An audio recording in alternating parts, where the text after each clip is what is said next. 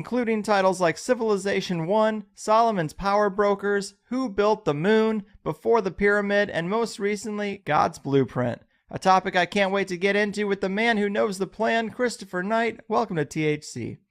Thank you, Greg. Good to be with you.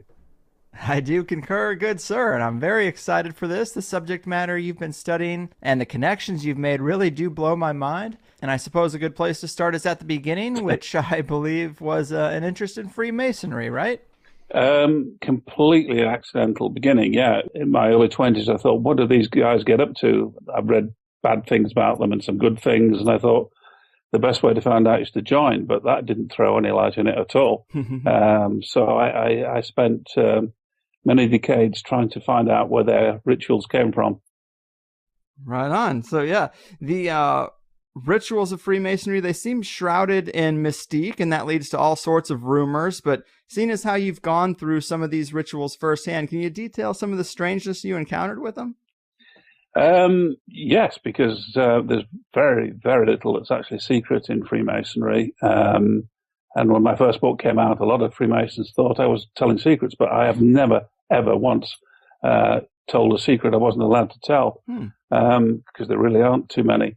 But I joined to try and find out what these guys got up to, and the rituals were seriously weird, every bit as weird as I expected, and stranger again. And then after a couple of years, I kept saying, well, what's this about? You know, we do these rituals to bring in candidates, and then we do more rituals to bring in more candidates. What's the output? Nobody knew, and nobody knew where the rituals came from. So I thought I need to try and find out. I mean, they're seriously strange. Mm-hmm. And most Freemasons will tell you, oh, I can't tell you what I do because it's a secret. But it isn't a secret at all. They don't tell you because they're embarrassed. Because if they told you what they did, it would seem like, you do what? That's crazy. Why'd you do that? And they'd have to say, I don't know, really. You know, it's easier to say, well, I can't tell you. You know, it's all secret. But it's not at all. The only secrets are the means of recognition, which are completely ceremonial and totally unimportant. The actual rituals are published, you know. Mm-hmm. So most of them, it gets more tricky when you get to the 33rd degree of the Scottish Rite, but there's a little more shrouding going on there. But there's all sorts of degrees around the world, which I've joined many of them and been involved with many of them. But I've kept relatively junior in mainstream Freemasonry deliberately so that I can learn more without being compromised. But all of the basic degrees, obviously, I went through in the 1970s. Interesting. And I know you did also put a lot of energy into tracing Freemasonry back as far as you could. There seems to be a lot of different theories and ideas on the subject, but what did your research show when you looked into it? Well, you don't need to get too theoretical about it because there is a great deal of evidence. It takes a lot of digging out. I've managed to get back about 6,000 years. I originally expected to get back 400 or 500 years because I have no interest in the esoteric or weird ideas or anything that I used to think of as airy-fairy. And I thought it was just very matter-of-fact. It's far from matter-of-fact. And it's very complicated. But there is hard evidence of connections. A guy called Robinson did some fantastic work connecting modern Freemasonry with the Templars. That was one of the early routes that I checked out. He wrote Born Under Blood and became a Freemason on his deathbed, in actual fact. And it was relatively easy. It only took a few years to substantiate that was correct, that the Knights Templar, or the rituals used by the Knights Templar, appear to be the source of the core rituals within Freemasonry. So I then spent 20 years finding out where the Templars got their rituals from by tracing back ancient Judaism. Man, that's interesting. So you trace Freemasonry back 6,000 years, this tradition, back to the Knights Templar. That's well established. If we go before that, are there any groups that had this body of knowledge that we might recognize or are worth noting? Well, a body of knowledge, it is for sure. But that makes it sound like it's something in a chest, very contained. It's much more. It's much broader than that. But what I found is the Knights Templar who dug in the Temple of Jerusalem in the early 12th century had found all sorts of things that turned them from being poverty-stricken nomarchs into the world's richest, most influential people within a handful of years. And so what I wanted to try and find out is what they had found and how they'd found it under the Temple of Jerusalem. And the Temple of Jerusalem was destroyed in 70 AD by Titus, the Romans, who killed 1.3 million Jews, according to the available evidence, in this terrible war.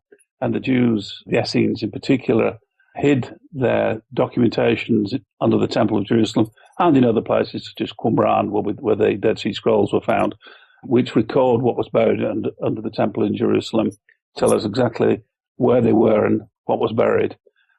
So everything was put underground at this period in the first century, very shortly after the killing of Jesus Christ and his brother James.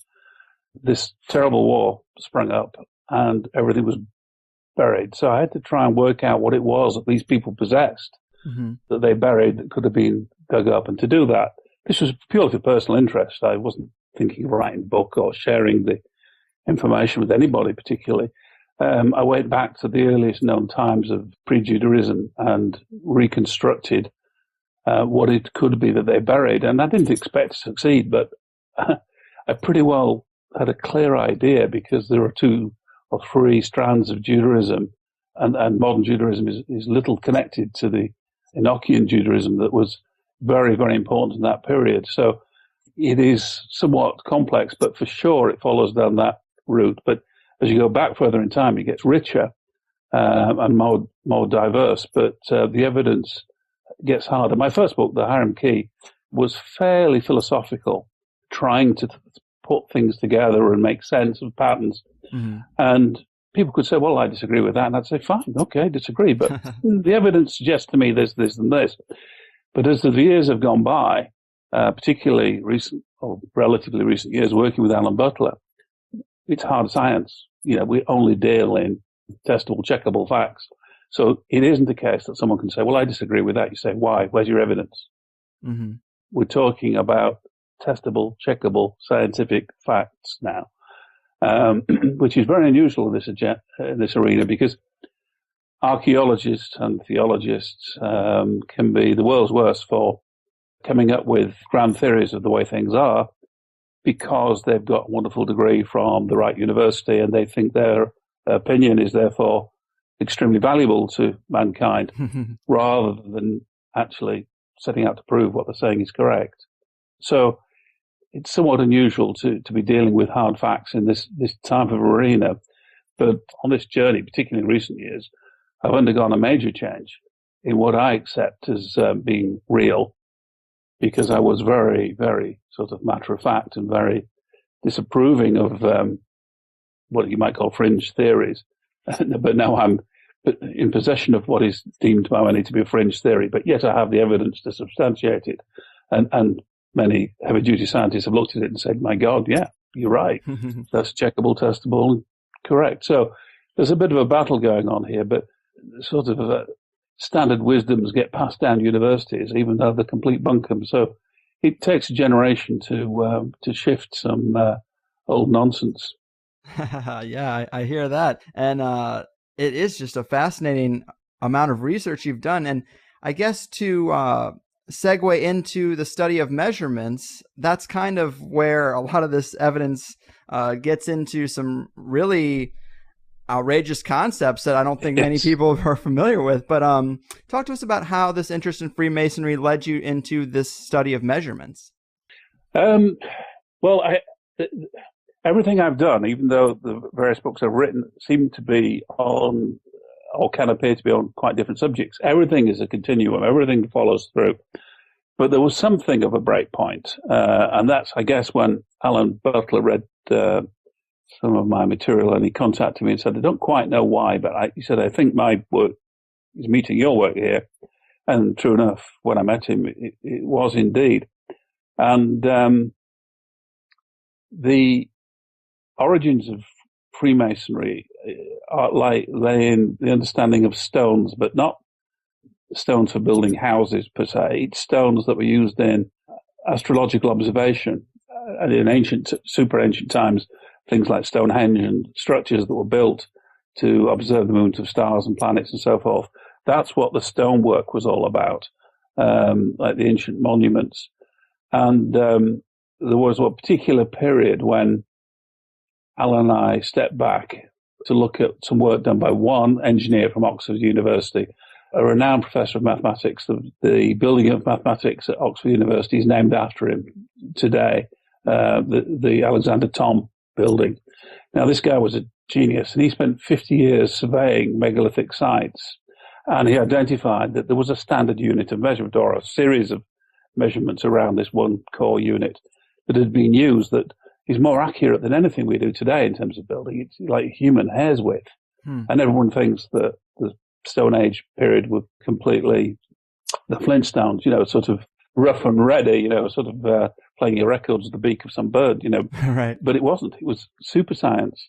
And he argued this, and the archaeologists said, "Oh, you're an idiot. You're just an engineer from Oxford University. What do you know about archaeology? We shall ignore you because you're wrong." And he said, "Look, I don't know why I'm right, but I've surveyed hundreds and hundreds of sites over 50 years from northern Scotland down to western France. And I tell you, this unit was used everywhere over 1,000 years and thousands of square miles." So I came up with the one thought, which was, if this unit of measurement really did exist, it wouldn't be an abstraction. Someone didn't wake up one day and say, "Hey, I think this is a really neat length. Let's everyone use it." Right. What is it? What's this length? Well, it's just the length of this stick. So let's make this the holy stick. He admitted that wouldn't work. You couldn't do it. It physically wouldn't work. So my gamble was that somehow there was something in nature that was repeatable. Everyone could, in isolation, if they knew how to do it, could work this out. Well, it doesn't take too long to work out that there's only one thing. Thomas Jefferson did it when he set out to make a new system of measurements for the new USA, although they weren't adopted, and that is the movement of the Earth on its axis, which is perceived as the stars moving overhead. So if you can measure the movement of those stars appropriately, you can produce units of length, of time, of weight, of mass, of capacity, of everything, even temperature. Wow.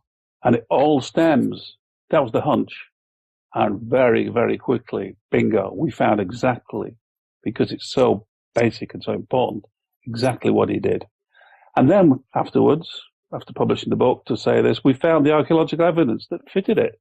Now, the proof of any good theory is to subsequently find evidence that bears it out. Well, that's exactly what happened. We found huge amounts of really important archaeological evidence that just bears this out completely.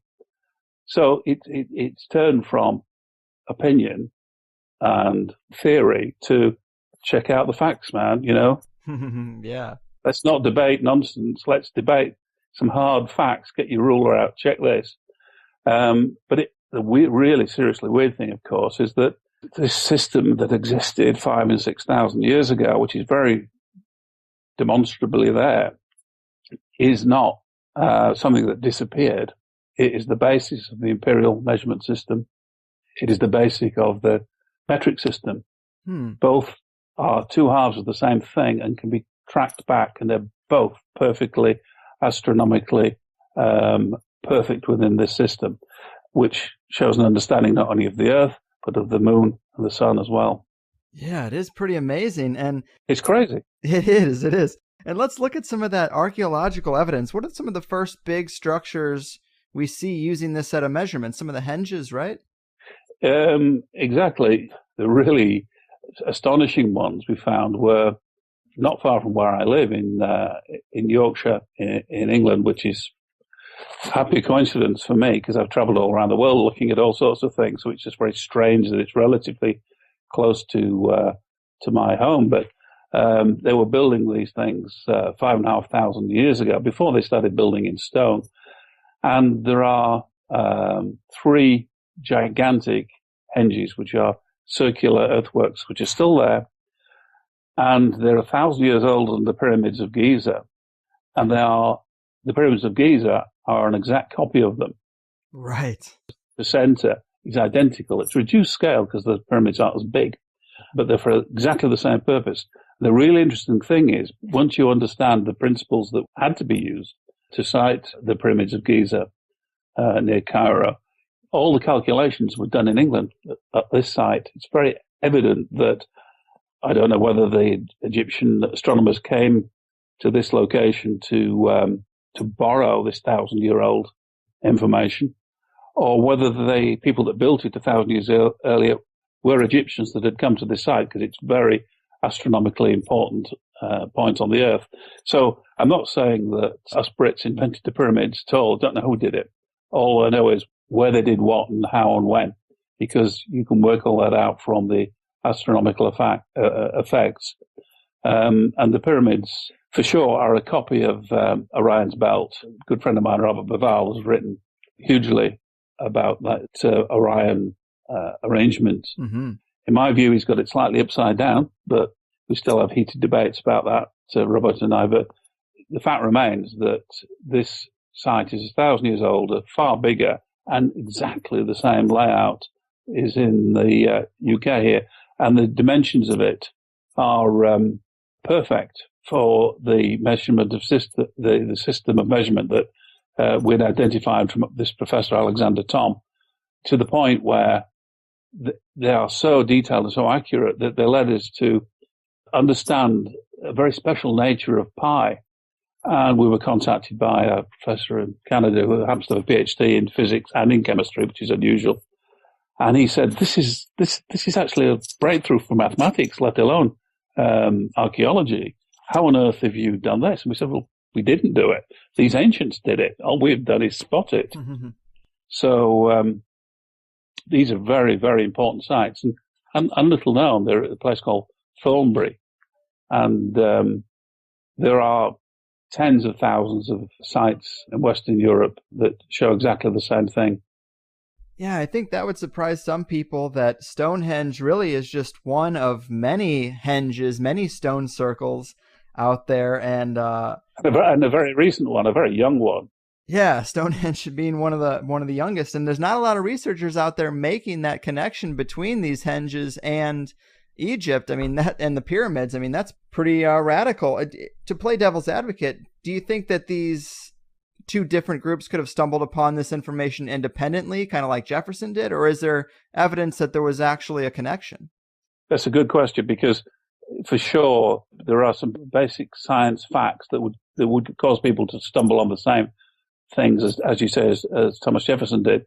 But that is not the case, because there are too many connections. Like the basic unit of area that was adopted for use in ancient Egypt is identical to that used at Stonehenge.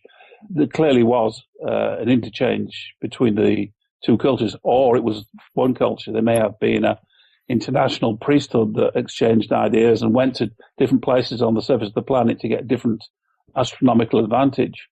Because this Thornbury site, for example, is exactly 1/10 of the polar circumference of the Earth from the North Pole, and has other features as well. So they picked out these locations for very precise reasons. So it may well be that there was a single, what we might call priesthood, or group of scientists. I mean, the priests are scientists for the same thing.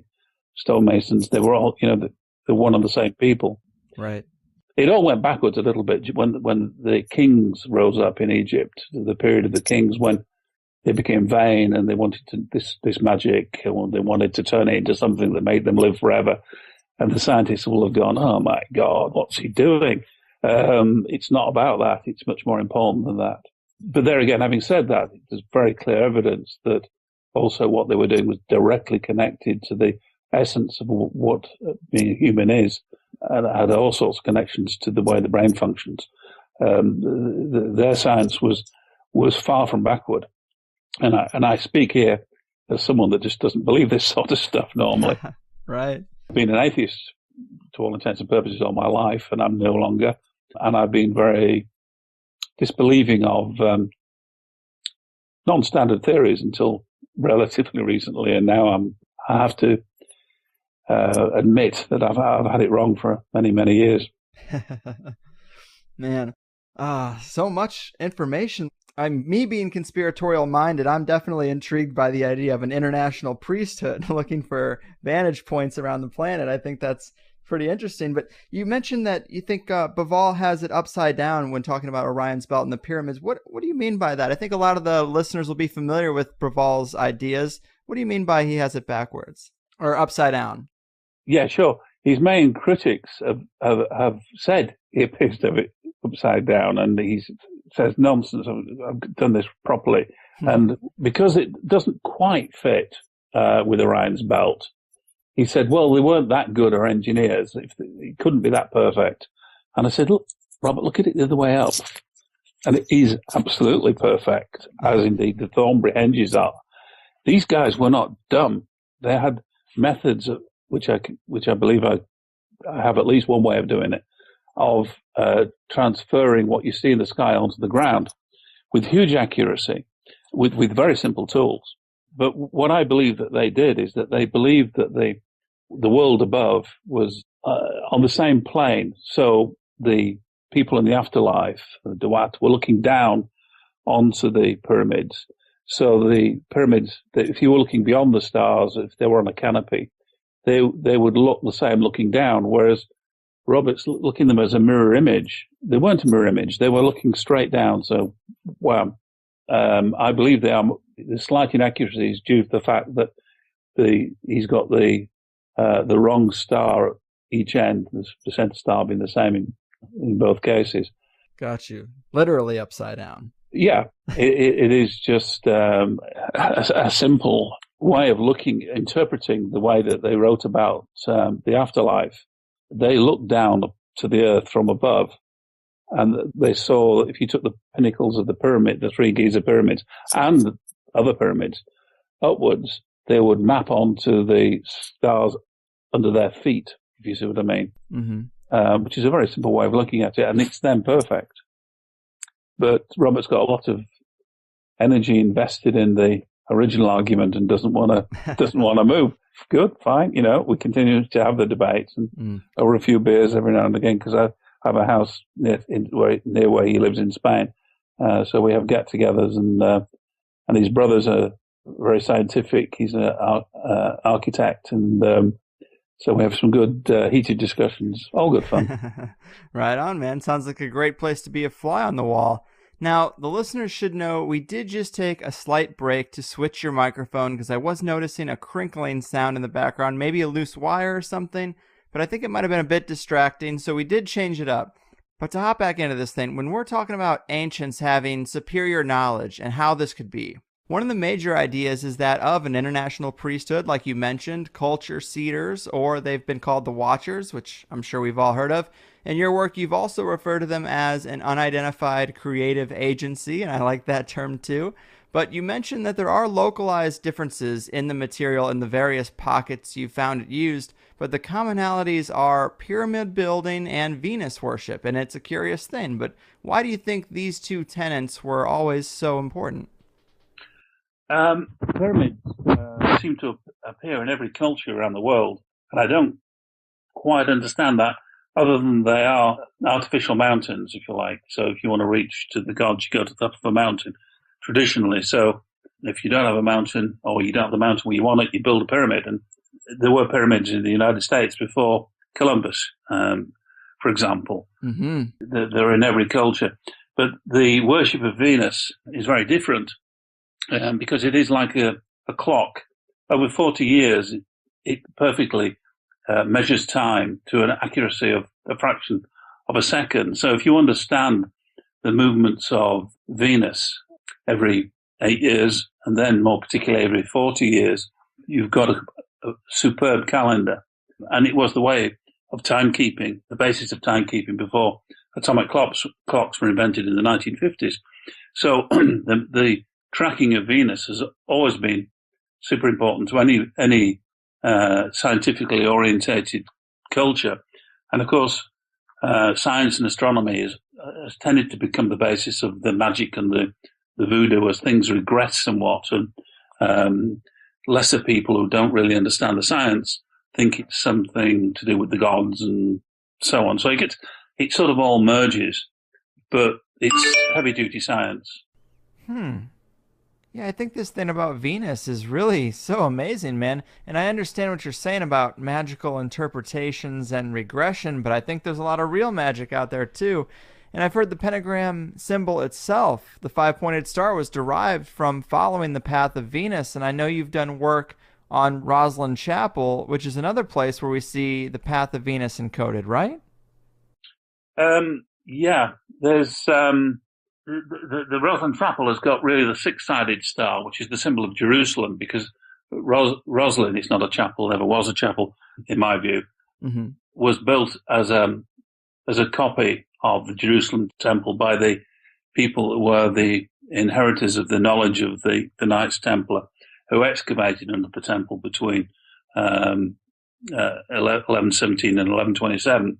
Now, the six-sided star, the Star of David or the Star of Solomon or whatever you want to call it, which is two equilateral triangles on top of each other, is actually the astronomical zip code for Jerusalem, because if you measure the angles of the sunrise and sunset, they are 60 degrees. So they will naturally form that star. So that symbol is actually the symbol of Jerusalem, which was first adopted by the Knights Templar. It's not a Jewish symbol at all, or at least not a modern Jewish symbol. Hmm. It's a super ancient Jewish symbol, but not Judaism of the synagogue of today. And in fact, the synagogues copied it from the Knights Templars in the Middle Ages because they thought, hey, that's pretty neat. So they started to use that six-sided star. But that is the basis of what's in Roslyn Chapel. And a certain fiction writer that used Roslyn Chapel in his best-selling book pinched my observation about that being the basis of Roslyn Chapel, although he claimed it was carved into the floor, which it isn't. It's just the core of the design of the main structure. Hmm. Yeah, I find that so fascinating how they could even do something like that. But so we have this connection between some of these old megalithic sites. We have Stonehenge and a connection to the Great Pyramids. Obviously, the builders had the same set of measurements. That alone is pretty radical. But tell us how the moon actually fits into this context. Well, I'm writing a book provocatively called "Who Built the Moon," because Alan Butler and I wrote a book called Civilization One, identifying the existence of these measurements, or this whole system of measurements from ancient times, based around what Professor Alexander Thom called the Megalithic Yard. We found that it was entirely geodetic in that it fits the Earth perfectly on the basis of a 366-degree Earth, because that's the number of degrees there were originally, because there are 366 rotations of the Earth in 1 year, and they considered one rotation to be a degree. It was later neatened up to 360 degrees in a circle just to make it more mathematically usable. But originally there were 366, and this unit of measurement is perfect on the Earth. Now, then we discovered that it's perfect on the Moon. There are exactly 100 megalithic yards to a megalithic second on the Moon. There are 366 on the Earth, and there are 40,000 on the Sun. Perfect, to all measurable levels. And we tried every other planet in the solar system, nothing at all. Mm-hmm. But it works perfectly for those three bodies, which is highly improbable. And then you start to look at what else is known about the Moon, and it goes beyond improbable. As many Soviet and latterly Russian scientists and American NASA scientists and scientists from all around the world have observed the Moon is a very, very strange object. And it displays all the characteristics of being artificially created and put in its position. The mathematics of its structure are such that it's completely a copy and a yin and yang of the Earth, not only for its dimension and its movements and its spin. Every aspect about it is a complete twin of the Earth. And this doesn't apply to any other known moon anywhere. It reeks of a blueprint. There's design going on. Right. Yeah. You say in the book that it was built like a Swiss clock, and I really like that analogy. It is a hard pill to swallow for some that it could be artificial. I mean, something of that scope, but the more you look at space, I guess the more you see that the math is just too precise, that it couldn't have come about naturally. I'm far from the first person, and Alan Butler, my co-researcher on this, we're far from the first people to say this. Lots of people have said it for different reasons. We're just bringing in new evidence that is like seriously hard, that supports what's already been said. Of course, the casual observer will say, what? That's ridiculous. Of course the moon's not. But then have they ever thought, why, an eclipse, is it perfectly the same size as the sun? Does it just completely block it out? It's because the moon is 1/400th of the diameter of the sun, but it's 1/400th of the distance away. So they fit perfectly. Not 399, 400. And these numbers keep reappearing. It's deliberate. As Professor Paul Davies, a physicist, says, if you want to communicate over huge periods of time, you don't do what SETI does, send out radio messages. You put lumps of rock in space to communicate a pattern. And anyone with intellect will go, hey, that's not natural. That's weird. And will start to pay attention. And that's apparently what is going on here. Now, okay, people may say, if they're listening now and think, that's ridiculous. Of course no one's built the moon. Well, that's fine. That's your theory. Try some facts. Look at the facts and then see if you can come back and say that. I mean, I would have laughed at it. I would have gone, oh my goodness, no, how silly. But having gone through the facts in detail, you got to come up and go, oh, I don't like this, but it's a fact. I have to know facts. You got to. And whenever a radical idea like that is proposed, one of my favorite things is when you do realize just how often, like you said, you're not the first to come to this kind of conclusion. And as radical as it is, when you look back at certain free thinkers, certain intellectuals who came to the same conclusion, it becomes a little easier to entertain when you see from different decades, different time periods, smart people, smarter than me, who actually will go out on a limb and say something like that. There must be some real indications. Lots and lots and lots of them. But you need to step aside and look in detail. I mean, Thomas Jefferson, for example, when he looked at ancient measurements, he said, how come a cubic foot of water holds exactly 1,000 fluid ounces of distilled water? He said, that is beyond all possibility. So he looked back at ancient measurements and said, something going on here from deep antiquity. This is not happenstance. This is not accident. There is some design deep lost in history going on here. And he was as smart a guy you will ever come across. I mean, he and his fellow founding fathers were just like geniuses. But the work he did there with the tools that he had available was astonishing. But he's just one of many. There are all sorts of people coming to the same conclusions for different reasons. And it's very easy just to go with the status quo and think, oh, of course, the moon's a natural object. The fact it's completely different in its structure to anything known in the universe is, well, I didn't even know that and probably unimportant. It is important. Do learn it. Mm-hmm. These things are so important. If we want to understand our future, we have to understand our past. And if something is going on, something big is going on, of course we need to know about it. Of course. And in terms of devolution, I really do see this. I mean, the old founding fathers did seem to be on a higher level versus the politicians of today. And then look at the writing and language of that time and how things are written at a 5th grade level today. It seems clear there's been regression, but I'm skeptical and I'm curious. Do you think it's some big unfortunate accident that we've gotten less intellectual, or is it the result of an orchestrated campaign from the top? Because behind the curtain, it seems like important knowledge is still traded and shared, just not with us. I've spent quite a lot of years saying that that's a completely unnecessary conclusion and almost certainly wrong. But I'm certainly less sure now. Well, I know for a fact that there are certain people, or there is a group of people that are more advanced than, or haven't regressed as much as others have, that does exist. How much power they exert, I don't know, but they've been pretty important in Washington, D.C. over the last few hundred years. Mm-hmm. And that sounds incredibly conspiratorial. And I've always sort of despaired of people that have those sorts of views, but the evidence is rock solid, you know. Right. I love it, man. And a little bit more about the moon. I mean, this is so epic. Who could have done this? Could it have been the Cedars of Knowledge many, many years ago on a previous pop-in? No.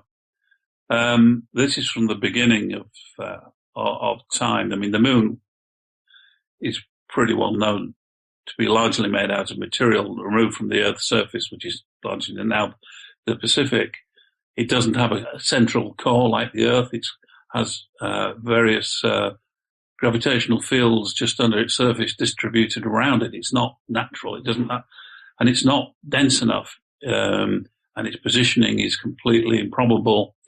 And its position now is exactly in the position to alert us to its importance. It hasn't always been in that position. It's moved out and out and out. So it's speaking to us now. And in my book, God's Blueprint, my most recent book, I've suggested that God has done this to make a connection. Now, I'm not talking about the God of religion. Ooh, good. I'm not any sort of, I don't belong to any religion. It's just there is an absence of words in the English language to describe what you're talking about. I'm talking about a higher being that designed everything and for sure designed the universe. And not only the solar system, but the universe 13.5 billion years ago. And in my view, the whole thing was done for one reason, and that was to produce humans.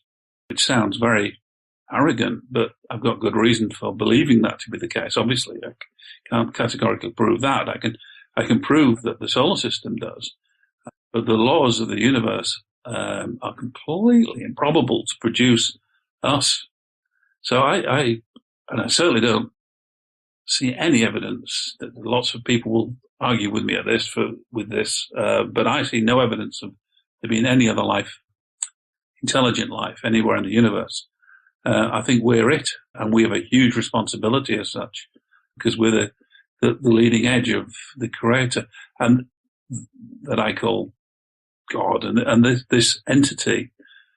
And there are ways of explaining what this entity might be, but that's pure theory. But the fact is that it's pretty indisputable that there is a design going on here. I mean, take Professor Anthony Flew guy, for example. He was probably the greatest philosopher of his age.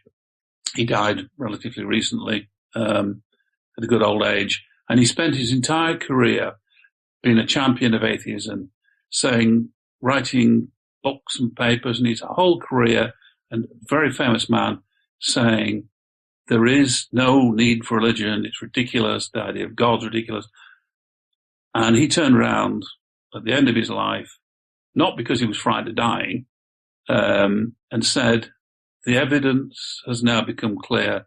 My life's work is wrong. There is a plan. There is a creation here. It's inescapable. The scientific evidence is there. I have to say I'm wrong. And he died without any religion. He didn't believe he was going to go to heaven or anything like that. He just said, there is a grand plan. Believe it. Take it on board. And there's lots of people like that. The majority of people who are scientifically trained in the USA, for example, either believe in a creator or are completely open to the idea. Only minority have rejected it.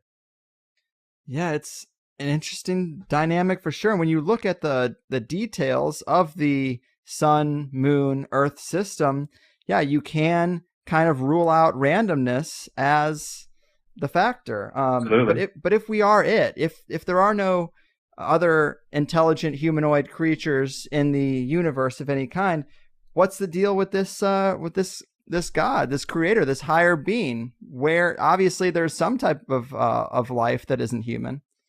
No. I mean, that's a very, very ancient argument. Thomas Aquinas sort of dealt with that one a long time ago. That you can't say because there is a God, there must have something gone before it. So who created God? And the Bible was originally in the plural, that God was talking there was a group of them talking and said, let us create man. Hmm. in our image. It was all plural, but that's just folklore, of course. But it's interesting.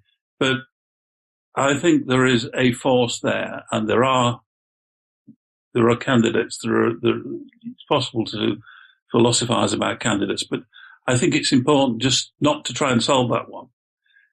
First of all, you've got to accept: is it random? Are we just the sort of result of complete happenstance of just lumps of atoms crashing into one another from this presumed Big Bang, or is there a God of Judaism, of Christianity, of Islam, Hinduism, whatever? Or is there something different? Is there just a pattern? Is there a plan?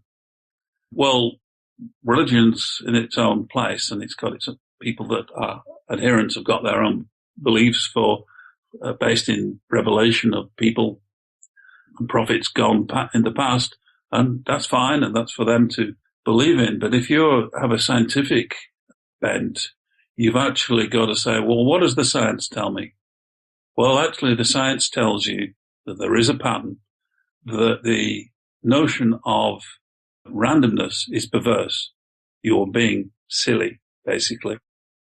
Of course, you can be lazy and just sort of say, well, it sounds reasonable to say it's all just chaos and accident. Well, actually, no, it doesn't fit the facts. So if you're interested in facts, you've got a tension. And if you find it difficult then to sort of identify who I call this entity God, but so just for want of a better word, you can't identify who the God is. Well, that's your problem. It doesn't stop the fact that something or somebody or whatever you want to call it has done it. It's like you find somebody who's been very clearly murdered. Just because you can't work out what the murder is doesn't mean they weren't murdered. Yeah. You've got to take the facts as you find them. That is true. And it does seem like the earth peoples just like an apple tree apples. But you do entertain a few other ideas in who built the moon as to who it could have been or what it could have been. And my favorite idea is human time travelers. But as out there as it could be, how could that be possible if the moon is needed to sustain life on the planet? Doesn't that kind of create a paradox if we're to assume humanity started on the Earth? No, there's no paradox there at all. Only an apparent paradox, because most people aren't very good at dealing with apparent paradoxes. That's me. Yeah, that's most people. I mean, like, try and do a self-help course in quantum mechanics, you'll probably get confused because it's not entirely simple or logical. The only theory, and I put out 3 in Who Built the Moon as potential candidates, the only one that is scientifically squeaky clean is the human time travel one, because all serious scientists now accept that travel backwards in time is possible and will become possible, not necessarily for individuals, for people to do it, but for materials to do it, for sure. I don't think there's anybody that's sort of really serious suggesting that isn't the case. So if at some point in the future we became capable of sending some sort of drones back that could create mini black holes, and I'm being poetic here, I don't know what I'm talking about really, to hoover up chunks of the Earth's crust to create the moon to the right density and then place it in the right position, they could do that. So it's the only one that fits the facts, because another one is that the God of religion just did it miraculously, but that doesn't actually help, or that aliens from somewhere else came and did it. But you're talking about very, very early on in the development of after the Big Bang, and where would these people have come from, or these creatures come from? Why would they have done it? And why invent something that doesn't exist? We know humans exist. We know time travel is entirely accepted as a scientific possibility. So why invent these little green men from the planet Zog when there's no evidence at all for any life of any description, even microbes out there? So it's a case of just going for the most rational answer for me on that. So that's where I was when I wrote Who Built the Moon. Each of my books, my own thinking matures and changes, and I really love to hear from anyone that's got other ideas. But let's agree on the facts first, and then we can all debate the possibilities. That's a fair point. And I too was an atheist for a long time, and I had psychedelic experiences that kind of shook me from that core belief. But I guess in this context of the moon, if someone built it, wouldn't the idea of intelligent humanoid creatures be more likely than a supreme spiritual entity? Because at least we know that intelligent humanoids exist. We don't really have the same evidence of highly intelligent spiritual entities existing. Well, I think again you're trying to rationalize it in terms of the traditions of Western cultural thought, which is entirely logical. But I'm not talking about a spiritual entity, spiritual in the sense of a benign figure that looks after us and looks down and is stationed somewhere and that cares about us on a one-for-one basis. It could just be the cold logic of the material that brought itself into existence to have a determination to transcend the end of the universe. We're told by scientists that you project everything forward and we will end up with all matter evenly dispersed everywhere as a series of atoms, a tiny bit above absolute zero of porridge of nothingness.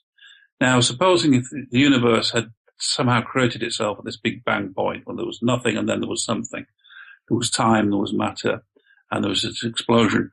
And somehow this, and I'm being poetical here, but this material decided that it didn't want to have this fate of being this equally dispersed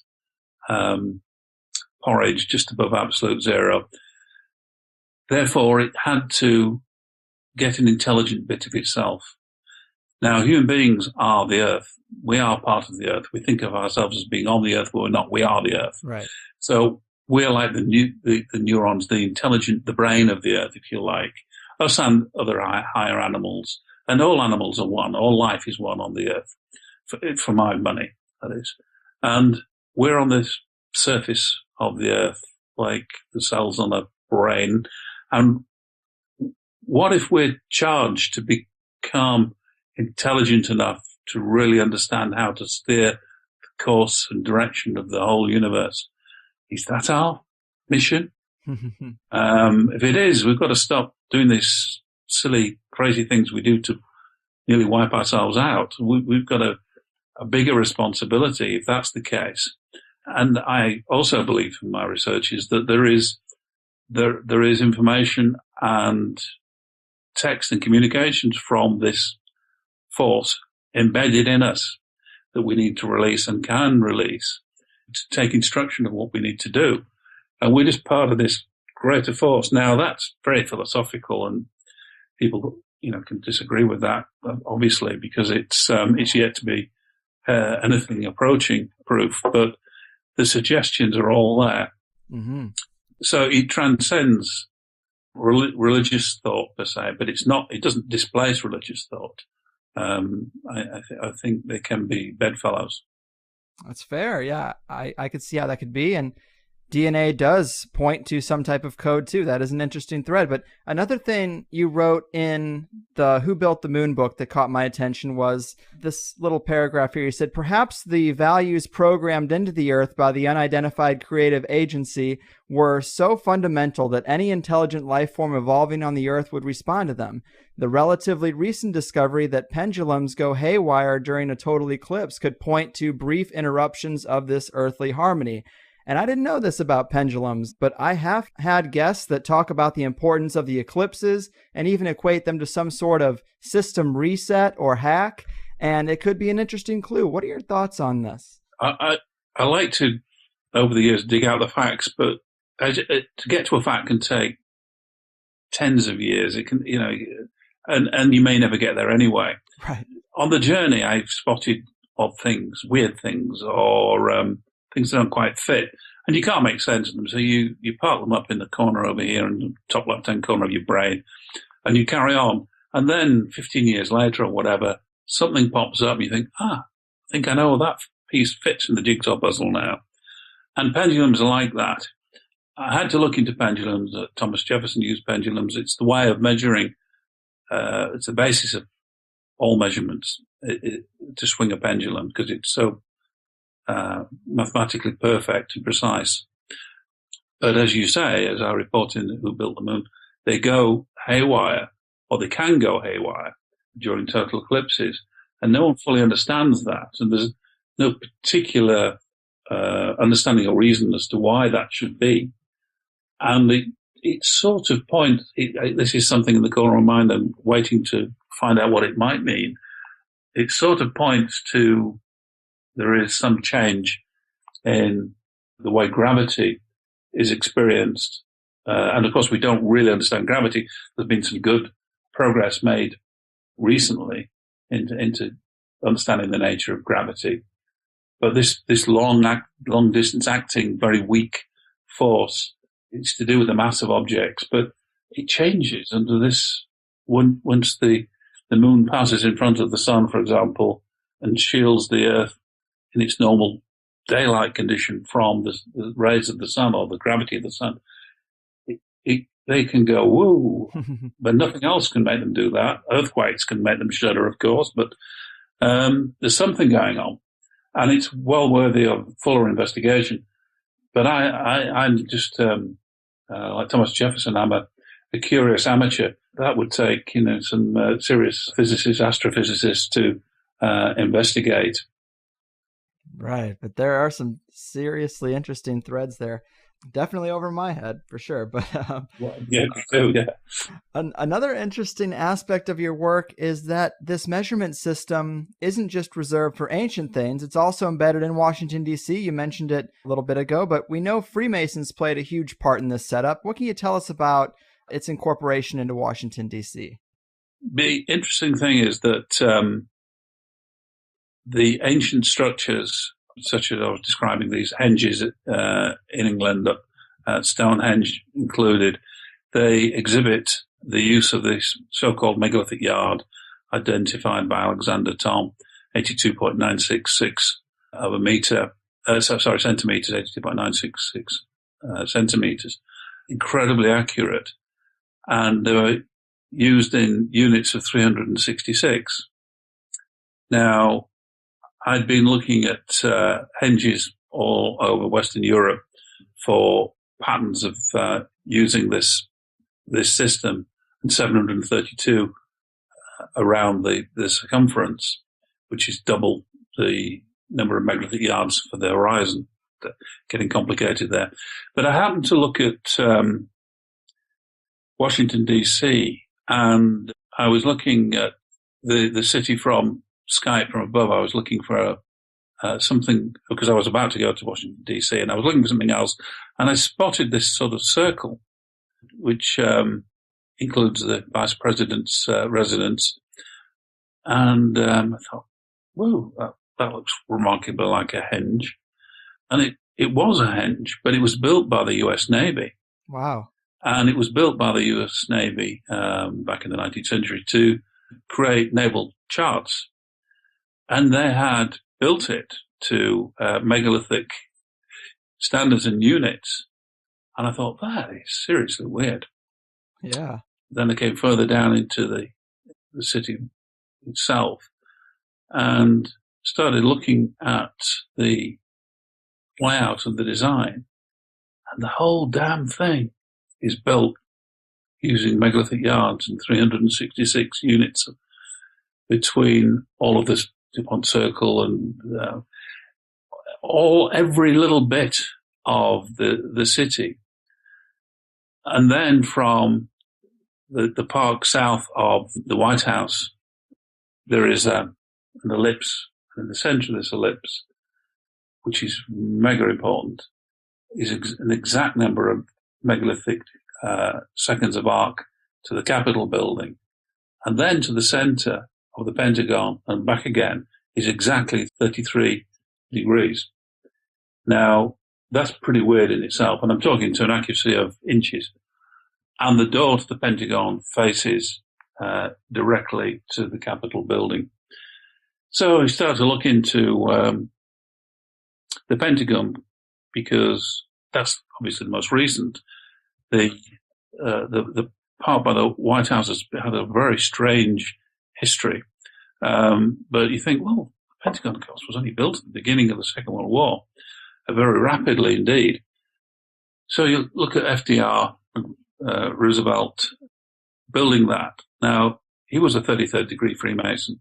32nd at the time, he became 33rd degree. And he designed the Pentagon and its location.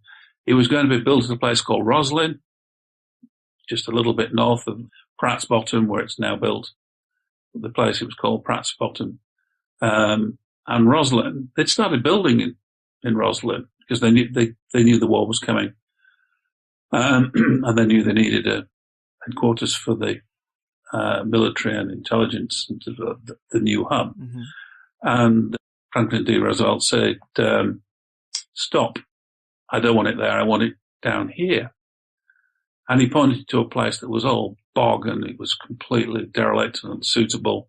And they said, Mr. President, that's ridiculous. And he said, look, who's the boss around here? I want it there, exactly building like this, and I want it building to this design. And the design that he insisted upon using is a design specified in the 32nd degree of Freemasonry, which represents the five factors of the forces of defense of the United States of America. And it faced the Capitol building. And because it was built there, it fits into this ancient old design for the city that stems right back. And even the Second World War Memorial that was built in this century conforms precisely to these ancient measurements. So whoever's doing it, still planning it, and still well aware of the units that they need to use and the patterning that they need to use. So as a Freemason, I've been on television and radio in the US and giving talks so many times to people who said, is there a Masonic conspiracy? And I said, don't be ridiculous. But there isn't. It's pretty harmless. But then this happens. So I spoke to a friend of mine who's a 33rd degree Freemason in the US and said, what can you tell me about what goes on? Because I can find anything I want about any of the degrees. But the 33rd degree gets a bit difficult.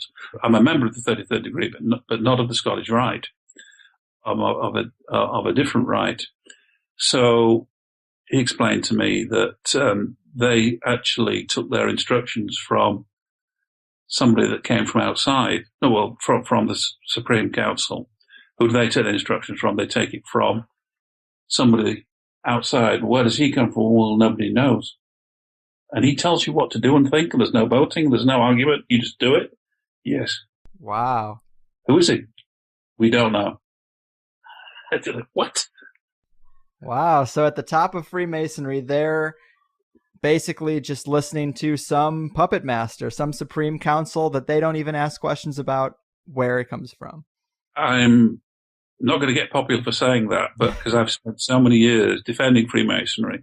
And it isn't Freemasonry because, strictly speaking, there are only sort of 4 official degrees and the Scottish Rite isn't officially Freemasonry. But I spent a lot of years tracing back the original degrees of the Scottish Rite of Freemasonry, and they're actually very different in large parts of the ones that are used today. They've been changed out of sight. And the original ones are far more interesting. But it does appear that there is a conspiracy, for want of a better word, and despite being called conspiratorial, I'm not. But I don't know what's going on. But it appears to be a beneficial conspiracy of trying to draw things together for the benefit of people generally in the way that they see their interpretation of what is right. So I don't think there's anything, my reading is there's nothing negative about it. I mean, Washington's a beautiful city and they built that, and that's great. It is, but it's caused a lot of damage in the world too. Well, that's the politics that come out of Washington that's obviously fully debatable. Now, whether these people also have an overview, I mean, they certainly had control, it would appear, over Roosevelt. And you wonder what else they have influence over. Right. But I really don't know the answer. Again, I'm just bringing up the facts and, let others join in the discussion about what it actually means. Fair. I get that. Awesome. Well, I can't thank you enough, man. I really do appreciate it. A great show hinges on a great guest, so I couldn't do it without you. But Would you like to remind the people where they can get your books and anything else you have going on? I don't have a website because I don't have time with my proper job, my proper company, but obviously all books